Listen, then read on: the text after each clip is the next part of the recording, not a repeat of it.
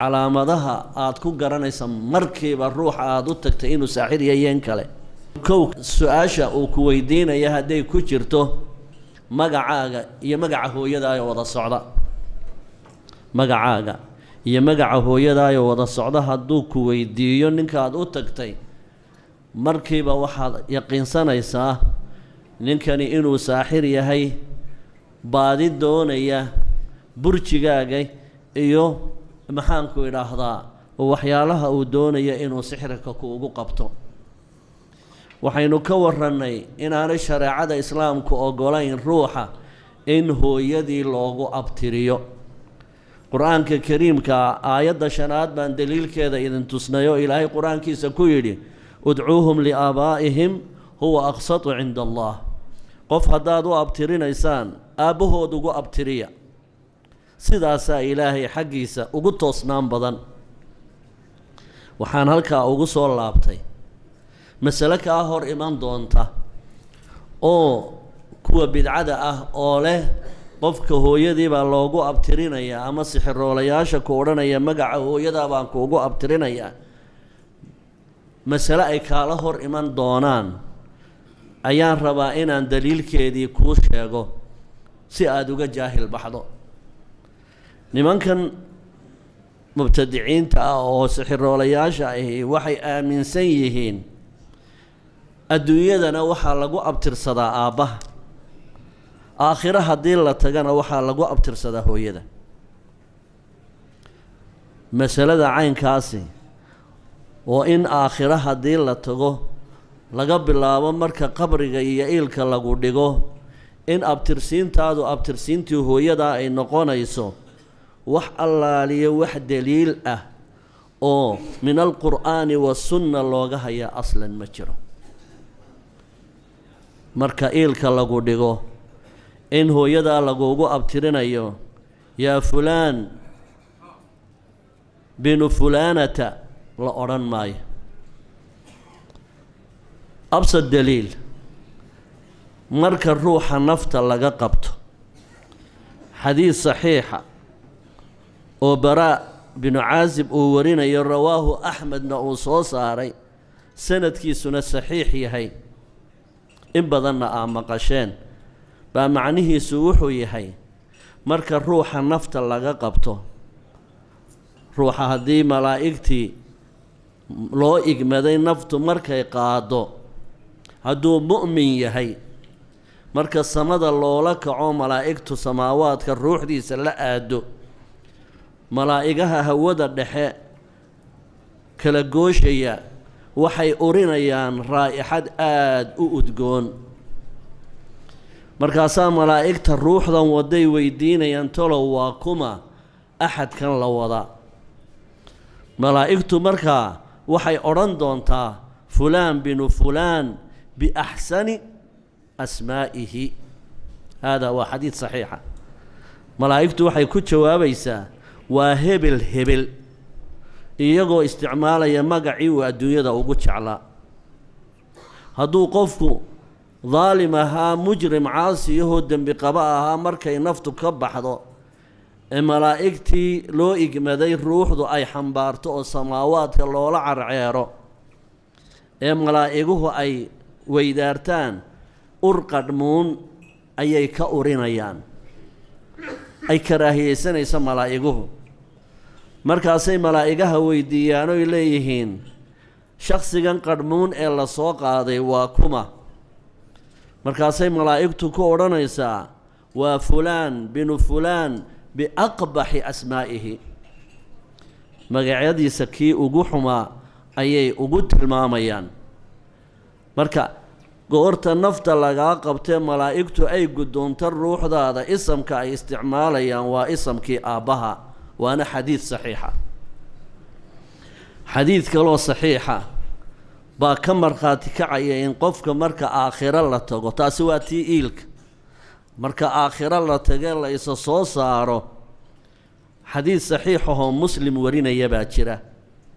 oo rasuulkeenna calayhi salaatu wasalaam uu ka sugnaaday uu nebigu yidhi salawaatu ullaahi wasalaamuhu calayh yunsabu lilqaadiri yowma alqiyaamati liwaa'an cinda isdihi maalinta qiyaamo marka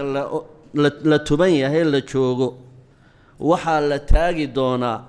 lilghaadiri ninkii ballanfuryada badnaa maalinta qiyaamaha calaamad u noqonaya oo gadaashiisa laga taagayo halkuu taagan yahay dhabarkiisa ayaa calan laga joojinayaa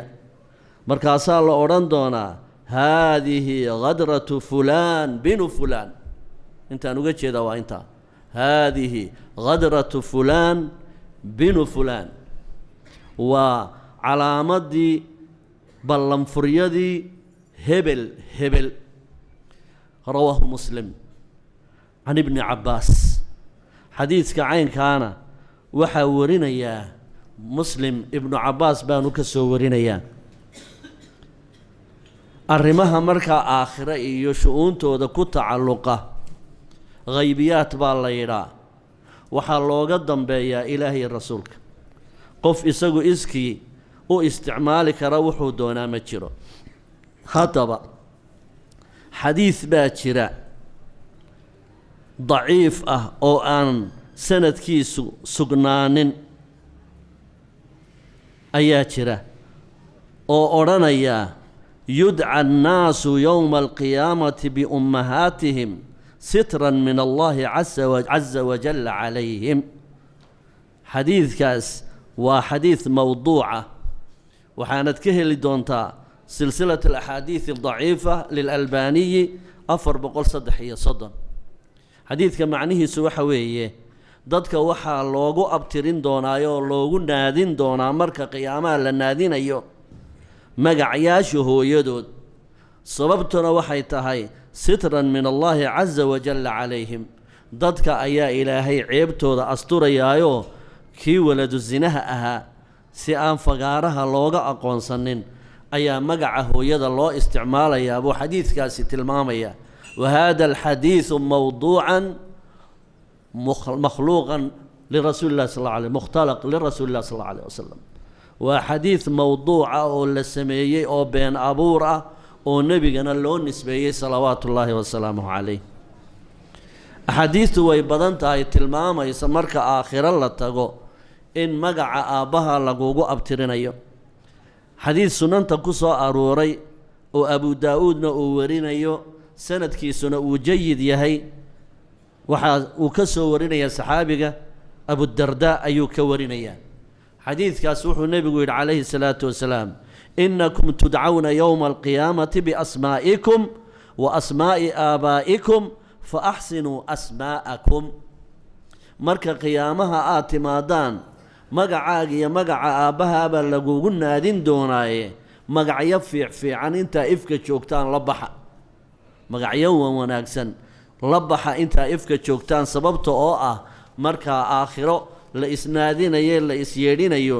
magaciinna iyo magaca aabbayaalkiin baa la idinku naadin doonaa intaas iyo axaadiid kaloo fara badan baa jirta inaan idinku sii dheereeyo ma rabo waxaanan sidaa u yeelay waxaa la kulmi doontaan markaan mowduucan aad ka hadlaysaan ama aad ka jaahil baxaysaan cidku odhanaysa aakhiraba waxaa la isugu naadiyaa lagu abtirsadaa waa magaca hooyada arrintaasina arrin sal iyo raad toona diinta ku leh aslan ma ahan qodobkaa markaan halkaa kaga gudbo waxaynu weli ku jiraa saaxirka marka aad maalan loo tago calaamadaha ugu horeeya ii bidhbidhaya ee aan dareemayo ninkani inaanu saalloonayn oo aanu saxnayn maxaa ka mida baynu nidhi waxaynu nidhi qodobka labaad haddaad saaxir u tagto waxyaalaha aad ku fahmaysay inuu saaxir yahay waxaa ka mid ah inuu kaa dalbado wax uun raad ah oo qofkan wax loo qabanayo raad ku leh ama ha ahaado timihiisii ama ha ahaado garhfeedhiisii ama ha ahaado maryihiisii ama ha ahaado cidiyihiisa waxuun ama kabuhu xidhaba ha noqdo ama garankiisoo dhididka aan laga maydhin ha noqdo waxuun ruuxan raad ku leh ayuu dalbadaa uu yidhaha wiikan wax uun raadkiisii ah casharkaana waataynu habeenkii dhoweyd aynu ka soo warrannay qodobka saddexaad waa xasuusin una horaan uga hadalay waxaad ku garan qofku inuu saaxir yaho aanu saalloonayn marka uu u tago ruuxu saaxiraalayaasha qaarkood waxay dalbadaan xayawaanaad bay dalbadaan ay sadqo ka dhigayaan sifooyin gaarana leh wuxuu odhanayaa hadda alla ka dhigo ceesaan nooca iyo noocaasa inoo keen ama orgi nooca iyo noocaasa inoo keen ama digaagad sidaasa ama diig sidaasa si loo sadqeeyo waana qurbaanan lishayaaiin waxaana taasi u socotaa shayaadiinta lagu laaluushaya kuwa sidaas sameeya ee gowraca shayaadiinta u gowracaya waxay kugula doodi doonaan markaan gowracayo bisinka ilaahay baan cuskanaynaa bismi illaahi allahu akbar baan ku gowracaynaa siday ku noqonaysaa marka maa uhilla ligayri illaahi say ku soo gelaysaa baaraka allaahu fiikum xadiid baa jira rasuulkeenna ka sugnaaday oo uu rasuulku leeyahay salawaatu ullaahi wasalaamu calayh inama alacmaalu binniyaati wa inamaa likulli imri'in maa nawaa haddii aada neefkan bismi illaahi ku gowracdiya allaahu akbar qasdigaaga iyo qalbigaagaa la eegayaa ujeeddadaad ka leedahay ood u gowracday baa la eegayaa afka haddaad doonto iminka haddaad maalan soo qaadato khamri oo tidhaahdo caano gadhoodhaan dhamayaa waxani waa caano gadhoodh ah magaca aad khamriga ka beddeshay xukumkii miyuu ka beddelayaa alxukmu yaduuru maca alcilla xukumku sidiisaba wuxuu la warwareegayaa un cilladda loo maanacay marka haddaad kumbisin ku gowracdo iyo haddaanad ku gowricinba maqsadka neefkan loo keenay waxa weeye in shayaadiin lagu laaluusho haddii taa loo keenayna bisinku ma xalaalaynayo ee maqsadkaa laga raacayaa inama alacmaalu binniyaati waxba yaan lagugu qarinin magaca ilaahay ku gowraciyo wixii la mid ah maqsadku waxa weeyaan waa laaluush la siinayo jimankan iyo shayaadiintan mufsidiinta ah ee la rabo in lagu fasahaadiyo khalqiga neefkan la gowracayo sirta ku jirtaa maxay tahay neefkan la gowracayo sirta ku jirtaa waxay tahay ruuxan gowracayo dembi buu ku dhacay mamnuuca oo ah in xayawaanaadka ilaahay aan loo sadqaynin cid aan ilaahay ahayn addabxu ligayr illaah min ashirkiyaadkay ka mid tahay waaweyn kan amray iyo kan sameeyeyba halis bay ku dhaceen taasi waa qodob qodobka labaad waxa weeye jaarkaa loo qaybinayaa maraqa iyo hilibka waana waslad xaaraan ah intaa jaarka ahee ay gaadhay waxaa loo gowracay shayaadiintu calooshooda waxaa gelaya waslad xaaraan ah ruuxa waslad xaaraani intay calooshiisa ku jirtana ilaahay duco ka aqbali maayo ducadiisaba la rafcin maayo marka aaggan oo dhan baa la rabaa in la fasahaadiyo waa qodobka saddexaad weeye waxa kalooy sameeyaan markay xayawaankaa gowracaan waxay ku odhanayaan geedaha hoostooda iska dhig neefkii ama ha la kariyo ama yaan la karinin waxaa la odhanayaa meel cidlo ah waqti fiidadow ah meel cidlo ah dhig ciidankiibaa u imanaya way cunayaan qaarkood haddaa aragteen ama a maqasheen wuxuu ku odhanayaa neefkeen neefkiibay yaad keenaysaa cidi qaban mayso intuu hadlo ayuu odhanayaa qabsada neefkii oo aada arkaysaa lagu halloo siibayaa dabadeedna isagoo aan dhaqdhaqaaqaynin oo afarta addin ay kaga taagan yihiin shayaadiintu ayuu ninkan saaxirkiina u gowracayaa dhiiggana god yaruu qoday ayuu ku beegayaa neefkaasi xarakaad iyo dhaqdhaqaaq iyo sakanaad midna ma samayn karo adigoo maqlaya buu odhanayaa qabsada way qabsanayaan waa makhluuq inala nool oo wax qaadi kara wax keeni kara oo in badan qur-aanka aa ku aragteen qisadii nebiyullaahi sulaymaan ana aatiika bihi qabla an taquuma min maqaamika wa innii calayhi laqawiyun amiin kaasi waa nooco waa marka ay toos isugu xidhan yihiin kan jimanka la shaqaysanaya iyo jimanku markay isku xidhan yihiin neefka dhan buu odhanayaa qabsada way qabsanayaan way ridanayaan uu u gowracayaan qodobka afraad ee aad sixiroolaha ku aqoonsanayso warqadda uu kuu qoray ee qardhaasta ah u fiirso haddii wixii aan ku soo baree dalaasimta ah ay ku qoran yihiin habeenadii dhoweyd waxaynu ka sheekaynaynay ee dalaasimta la yidhaahdo far aan la garanayno far shaydaan ah haddaad ku aragto qardhaastaas iyo xijaabkaa uu kuu soo dhigay waa luqadii shaydaanka lagula hadlayey waana waxa weeyaan shakhsi adeegsadoo ku xidhan caalam ashayaatiin waa qodobka afraad warqaddaa uu kuu qoray haddaad ku aragto ama murabacaadkii aynu lahayn awfaaqda ama dalaasimta iyo wixii la mid ahaa haddaad warqaddaa ku aragto waa shakhsi ku adeegta shayaadiinta waxaa kaloo ka mid ah mararka qaarkood innaga inta badan dee culima ay noo joogto ehlu tawxiid ah oo inta badan muslimiinta ay ka dhasheen la dhex joogta xaqa iyo daliilka oo kuma soo dhacaane haddii aad meelaha fogfog afrikada iyo dhulka aad tagto iyo galbeedka iyo dhulka haddaad tagto ee dee maxaanku idhaa ay muctarafka ka yihiin ruuxa u yimaada mararka qaarkood waxay amraan oo yidhaahdaan waa inaad muddo dadka ka dhex baxdaa oo aad qol cidlo ahoo madow isku soo xidhaa oo aanad khalaa'iqda la itisaalin oo la xidhiidhin halkaas madow ayaad ku jiraysaa ugu yaraan waxay weliba inta ugu badan waxay yidhaha 40 cisho waa inaad halkaa ku jirtaa mararka qaarkoodna waxaabay amar ku siiyaan inta aad halkaa ku jirto ha maydhanin biyanaha istaabsiinin muddada aad halkaa ku jirta ay kuu socoto khalaawadu dawada laguu wado caalamkaasi ay kuu shaqaynayaan wax biyo ah ha ismarinin ayay odhanayaan mararka qaarkood wuxuu odhanayaa shay buu u dhiibayaa qofkan u yimi ee dawada ka raba shaygaasuu odhanayaa meel ku soo aas shaygaas waxyaala isaga iyo jinku ay isla afgaranayaan weeyaan marka ay ku soo aasaan ayay adeegayaan shayaadiintu qofkii markaa waxaa u sahlanaanaysa inay dhex galaan oo mararka qaarkood waxaa jira shayaadiin iyo jiman dhakhaatiir ah oo adeegsanaya maxaanku idhaahdaa dawooyin antibayn ah ruuxii marka qardhaastaa uu aaso ama waxyaalaha xijaabkaa uu aaso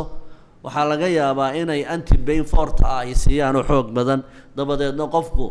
uu yaro raysto oo maxaanku idhahda biririx baa noqday uu yidhaahdo oo sidaa ay u isticmaalaan oo qofkii markaa uu aamino in waxaan uu wadaadku siiyey inuu ku daawoobay ayaa dhici karta oo sidan innagu de aynu u nahay qaybaha nolosha aynu u qaybsannahay ayaa shayaadiinta iyo jibankuna qaybsan yihiinoo qayb maxaanku idhahdaa duuliyayaalaho maxaanku idhahdaa diyaaradaha kiciya qayb injineera ah qayb dhakhaatiira qayb maxaanku idhahdaa dadka caadiga intaba way leeyihiin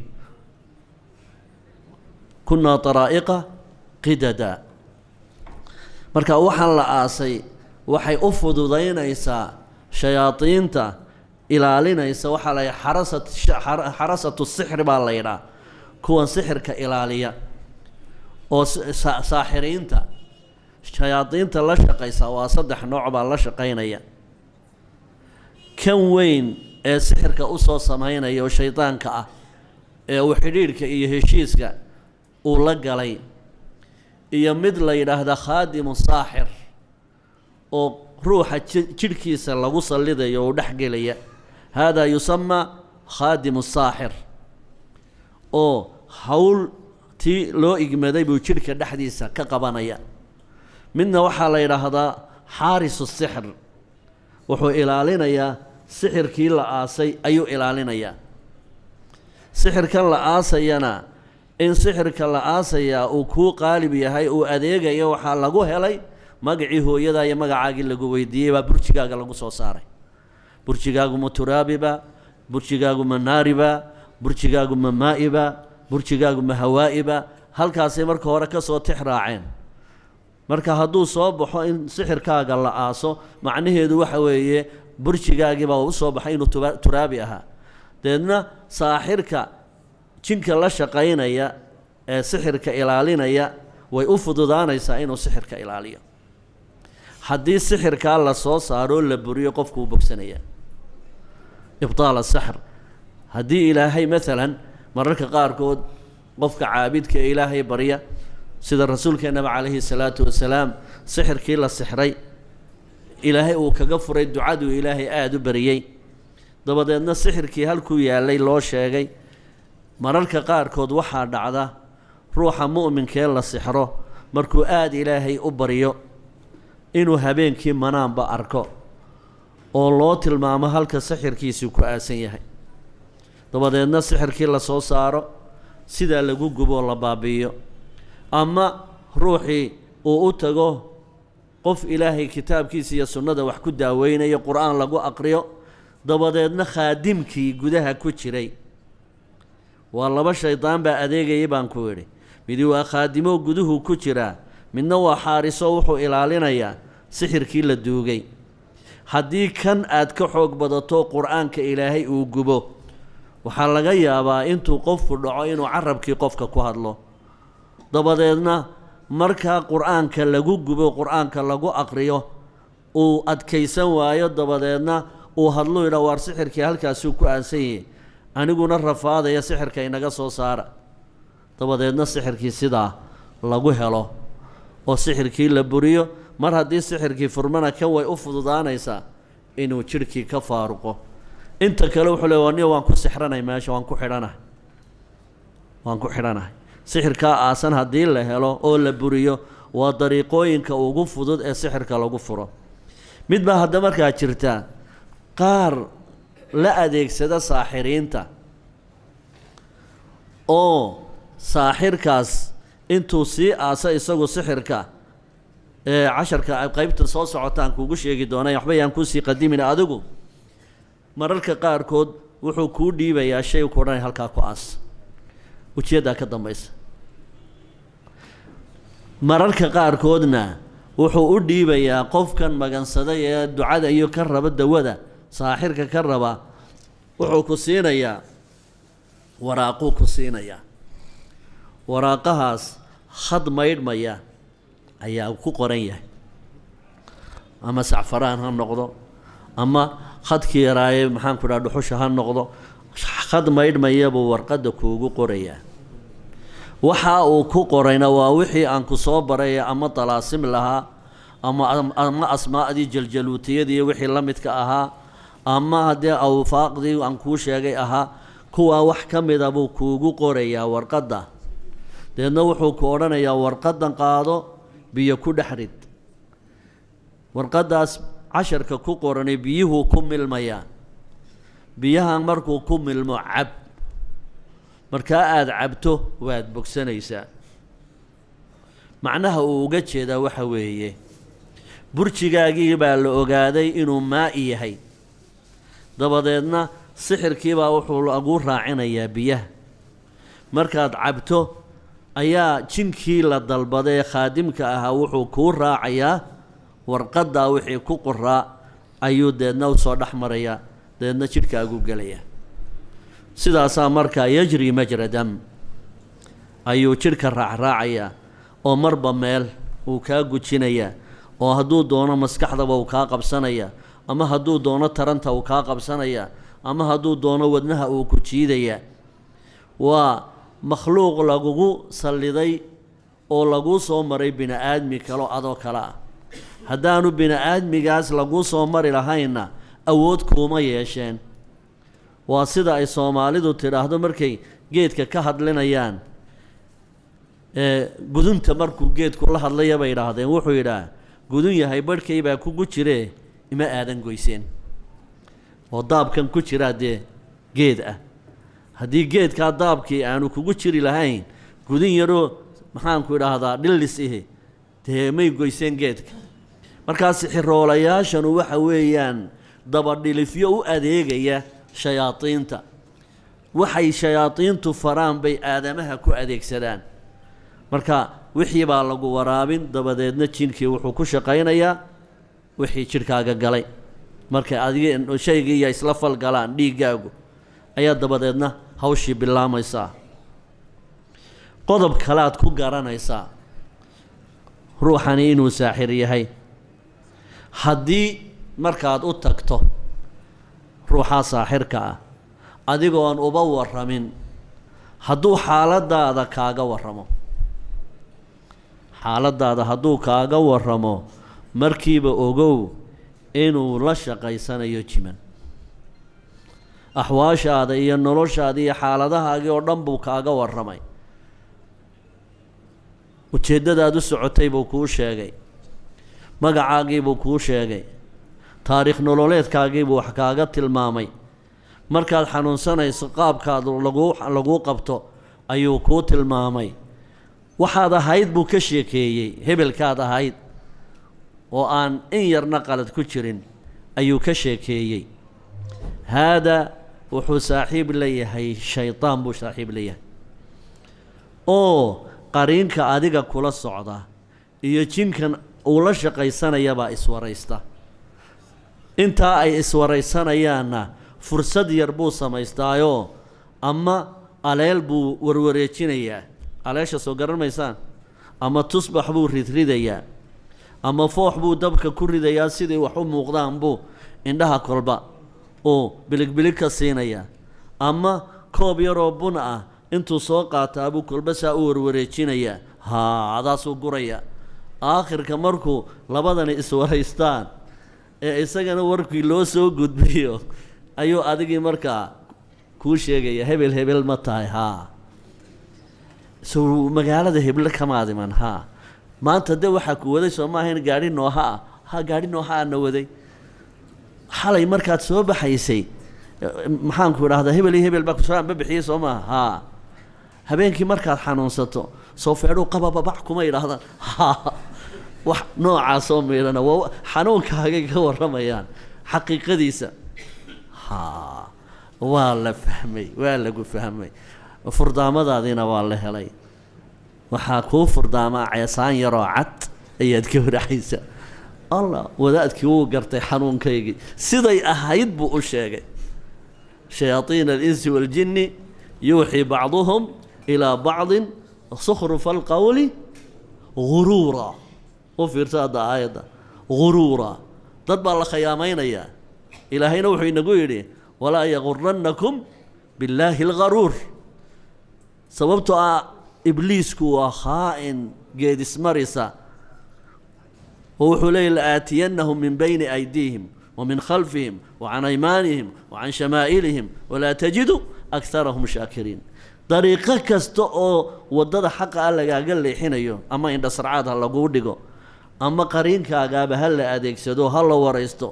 ama indhaha kor ha loo qaadqaado waxa loo hamiye dig leeyahay in waxa weeye laa tajidu akharahum shaakiriin marka haddii uu ruuxan aad u tagtay ama habar ha ahaado ama ninba ha ahaadee haddii uu iska daldalmo ayadoon waxbaba lagu weydiinin oo taariikh nololeedkaagii uun dabada la qabsado ha u qaadanin inuu awliye yahay shaydaan buu la adeegtaa waxaana la rabaa in qusur lagu geliyo dabin baa kuu xidhan in shirki noocuun ah in lagugu xidhaa la rabaa waa qodobada aad ku fahmi doonto ruuxan aad u tagtay ma af libaax baad ku jirtaa mise waad badbaadaysaa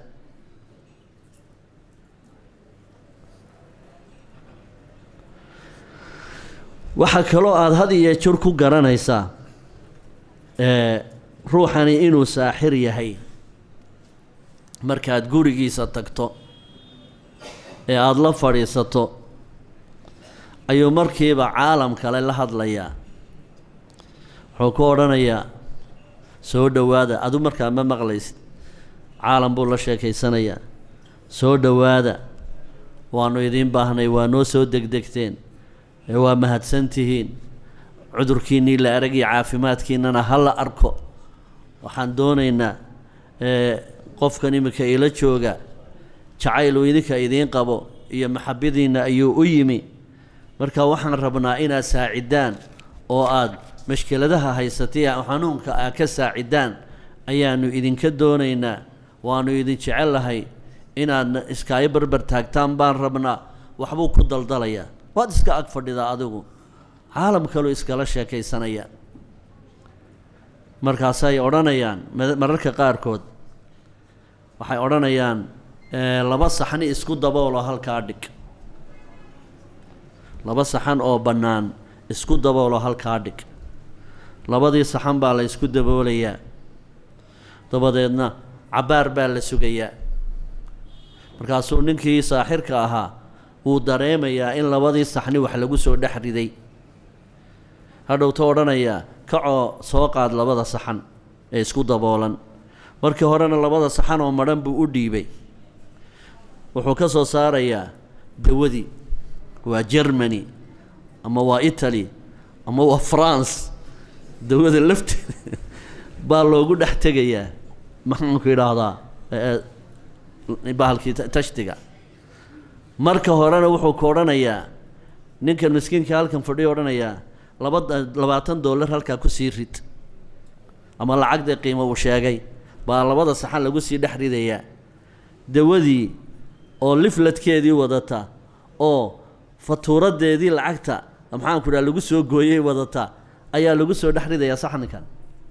markaasaa laga soo saarayaa haa waa la aqbalay kuwa dawadii waa laynoo keenay dawadaas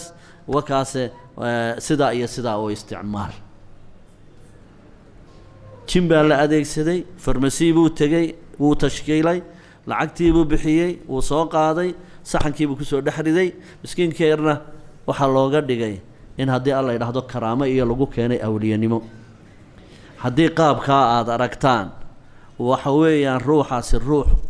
la shaqaysanaya shayaadiin iyo jiman buu la shaqaysanaya maxay uga jeedaan maxaa iyaga ugu jira percentage marka ay dawadii kuu keenaan $20 baad ugu riday fatuuradiina $20 baa ku qoran dawadu waa dawo caadi ah oo shirkadihii la yaqaanay ee caalamka ka soo baxday jinkanow waad socotay waad sii socotay waad soo socotay waa lagu kadeeday hawl baad qabatay ايش تفيد maxaad faa'iideysaa waxay iyagu faa'iidayaan waxa weeye in colaada dhaxta la mu'minka iyo shayaadiinta in meesha laga saaro in la baabi'iyo alwalaa walbaraa lillaah in meesha ay ka baxdo inaad la colowdo shaydaankii ilaahay uu inagu yidhi ina ashayطaana lakum caduwun faاtakhiduuhu caduwa inamaa yadcuu xisbahu liyakunuu min asxaabi الsaciir markay dawada kuu keenaan in yarba iyagu ku darsanayaan bes wax yar bay ku darsanayaan oy odhanayaan markaad dawada isticmaalayso ceesaan yarna gowraco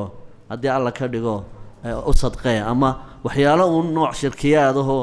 haddana isaga dee faa'iido u ah laakiin muhiimadda ugu weyni waxa weeye in amarkii ilaahay ina siiyey cadaawo ka dhigta shaydaanka in meesha laga saarayo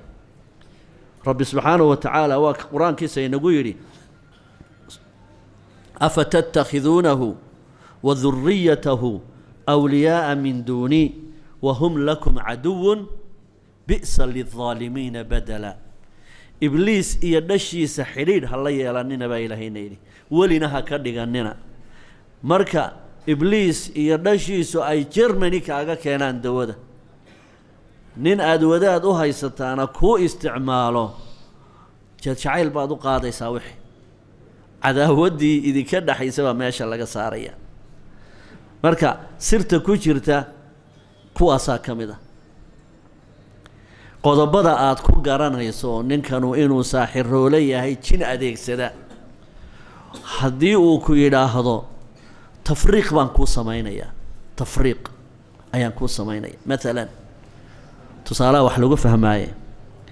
gabadh baa waxay u tagtay mid wadaad loogu sheegay waxay tidhi wadaadow waxaan doonayaa gabadh baa layla qabaa haye wixii de adduun aad iga rabtana waa ku siinayaa inaad ninkayga iyo naagtaa kala erido waan samaynayaa buu yidhi waa karayntaa sixra tafriiq baa la yidhaayo waxa adeegsada un waa saaxir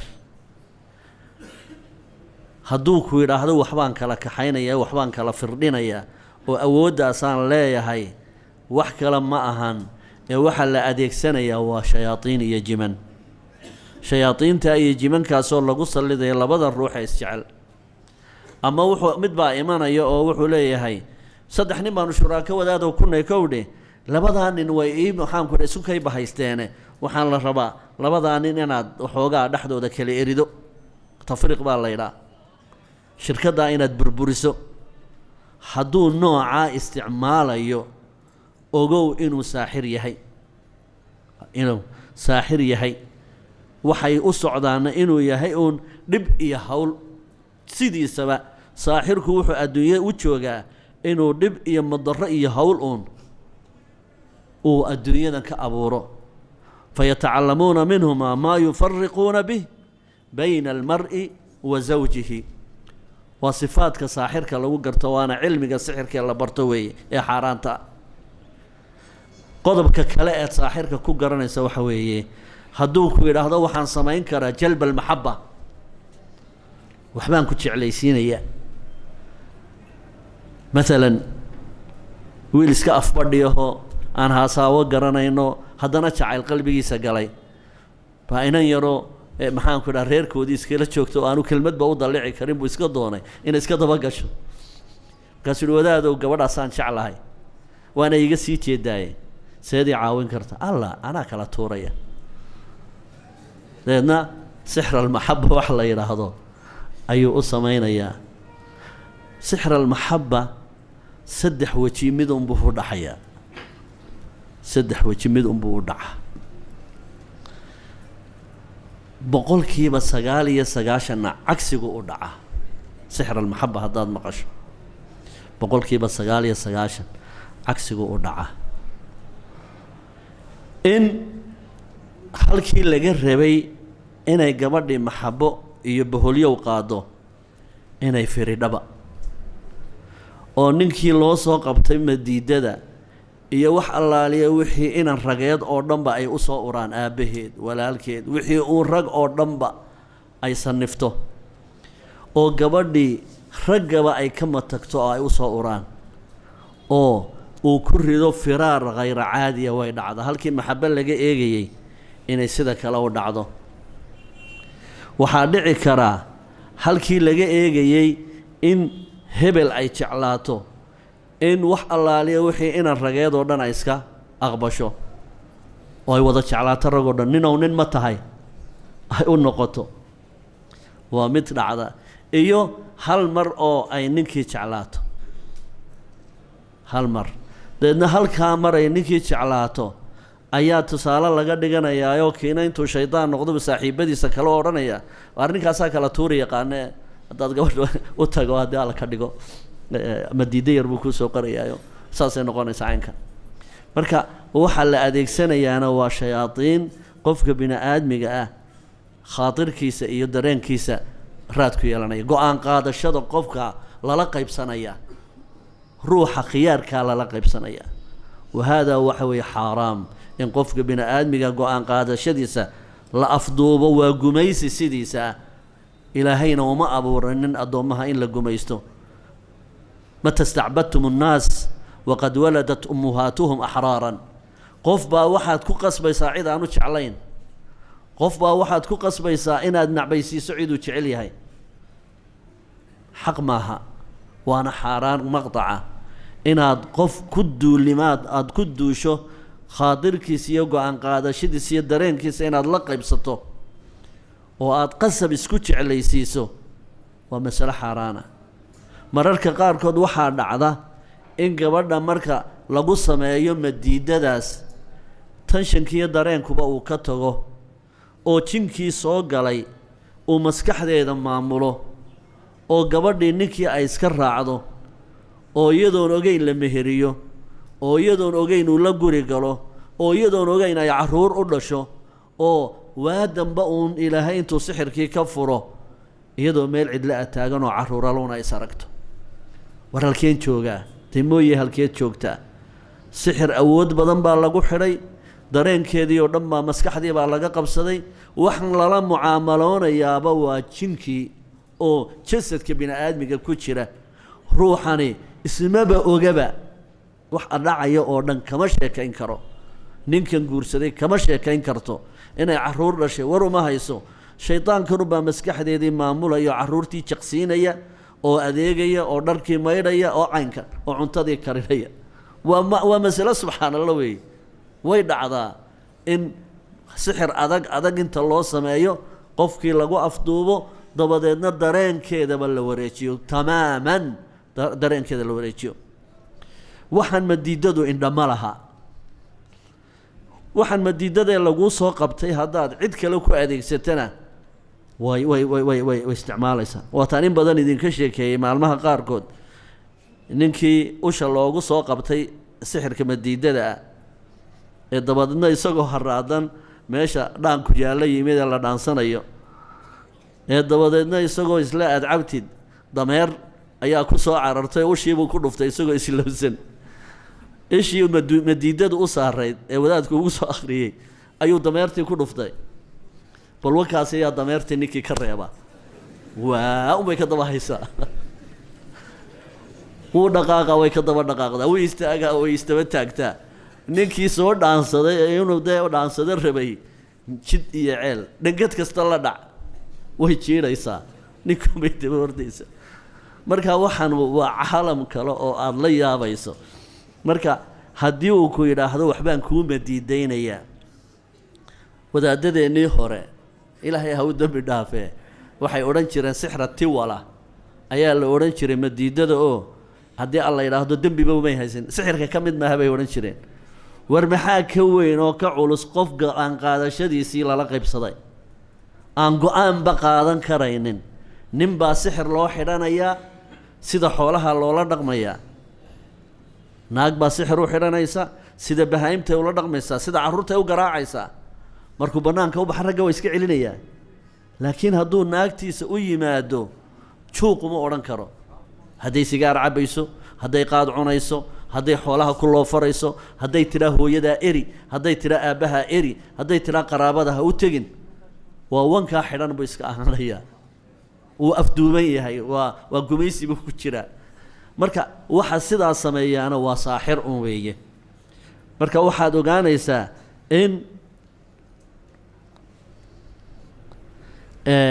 hadduu ku yidhaahdo madiidaan sameeyaa wuxuu adeegsanayaa inay tahay sixir inay tahay sidaa ku faham haddii la yidhaahdo